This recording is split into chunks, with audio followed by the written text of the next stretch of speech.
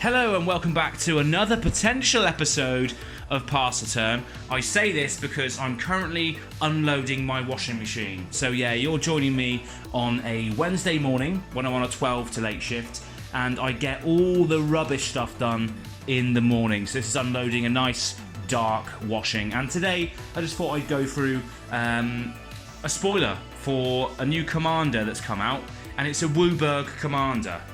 So this is absolutely ridiculous. I'm not sure who it was spoiled by, but this is Kenrith, the Returned King.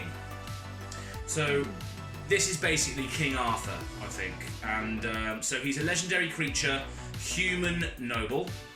But yeah, so he costs 4 colourless mana and 1 plains. He's a legendary creature, human noble. And he has 5 activated abilities on his card, and he's a 5/5 as well, by the way. So he's a 5/5, just legendary creature, human noble that costs 5. So you get your stat block for your mana, which is great.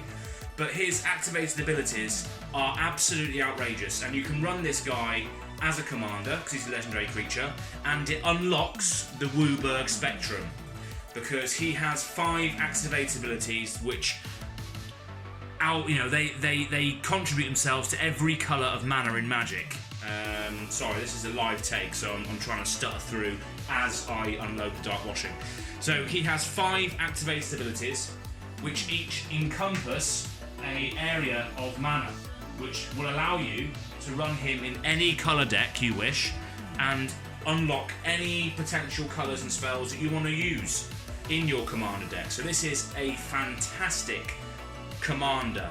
I'm not going to be able to use it because I'm rubbish at deck building, and I cannot even fathom trying to build a deck with 5 colours. But one of my mates, Josh, who you would have seen on the channel at some point, he is definitely going to be using this card 100% of the time because the value that you get is absolutely outrageous.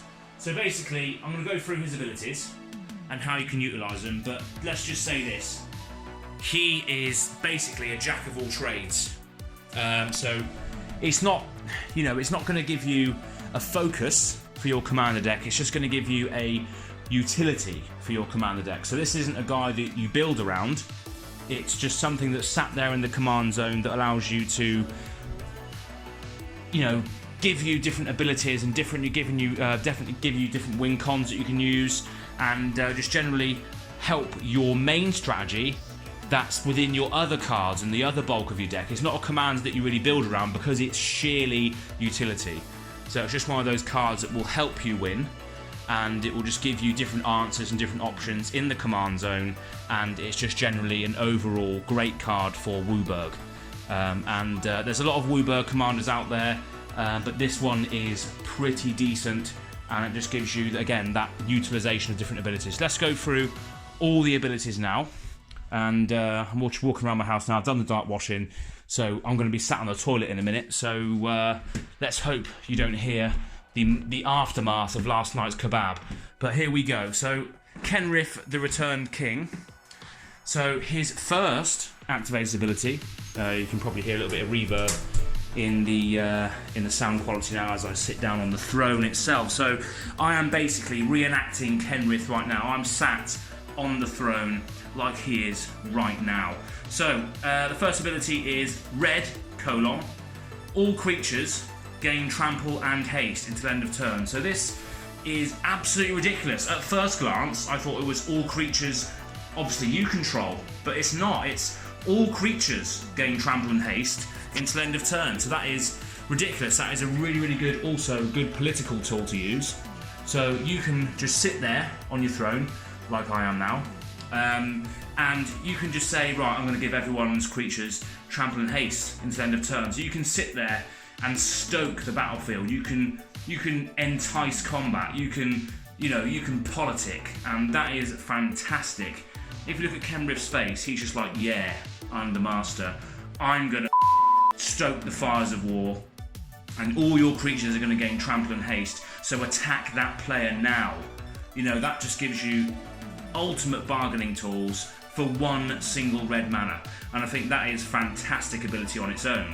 just stoking the fires of war and sat there on your throne, not necessarily having a poo like I am now, but just being an overall badass. So that is his first ability. That is just awesome. His second ability is simply 1 green and 1 other, put a +1/+1 counter on target creature. So again, you can put +1/+1 counters on your creatures, you can put +1/+1 counters on other creatures, and then use your red ability to say, right, I'm going to put a +1/+1 counter on this creature, and I'm going to give it trample and haste, so attack this guy because this guy's a threat. Again, an extremely awesome political tool, but also a good tool for buffing your own creatures and putting more power and toughness on the creatures that you want to see survive on your side of the field. So again, a great utility for green and 1.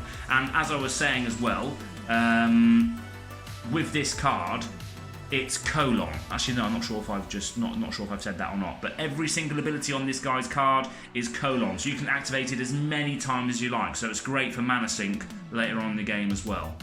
So the third ability that he has is 2 and white. So target player gains 5 life. So again, every single thing on here, albeit, every single thing on this particular card can be used at any player. So it just gives you that ultimate bargaining tool, and it's the ultimate political card to use. And again, the utility on this card is next to none. I think it's going to be an extremely expensive commander out of the box.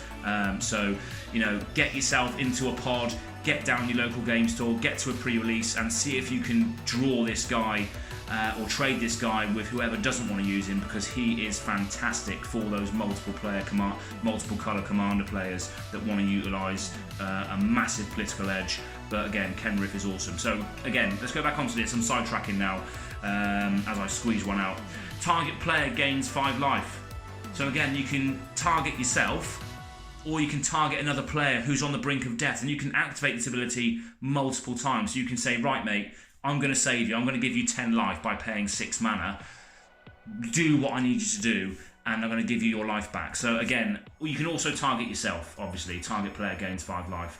It's just outrageous, absolutely outrageous. So much political bargaining tools, and it just lends itself to the king, the human noble, the legendary creature who's just sat in his throne dictating the gameplay.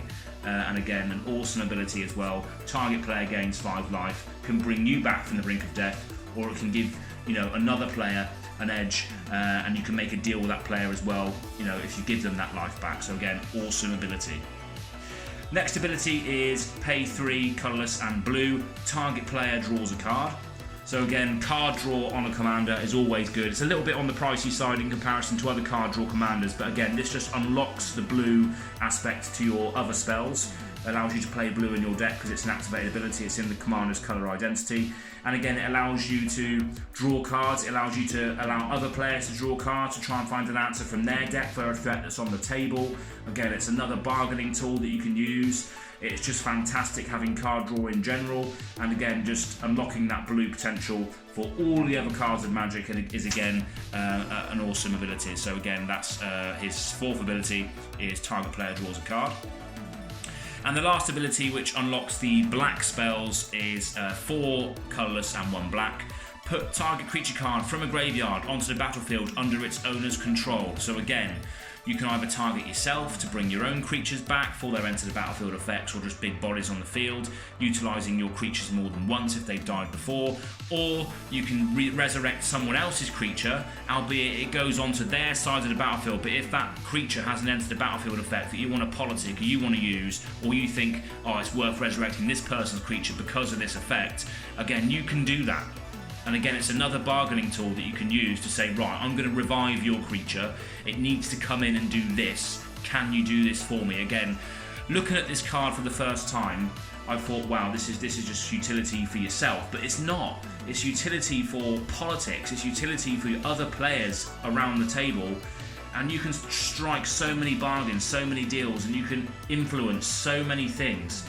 And that just lends itself to what Kenrith, I believe, is trying to do, is influence his hold on the realm of Eldraine, and allowing anyone to do certain things, but under his terms. And I think that is just a fantastic card and again, I just needed to do a coverage video on it, albeit doing some washing. But again, it's fantastic, and I'm very, very much looking forward to seeing how people brew this and whether we actually pull this as a group here on Pass the Turn. So thank you very much for tuning in, and we'll see you next time. If you like the video, please make sure you like and subscribe, and yeah, we'll see you next time. Thanks for watching, or listening, should I say.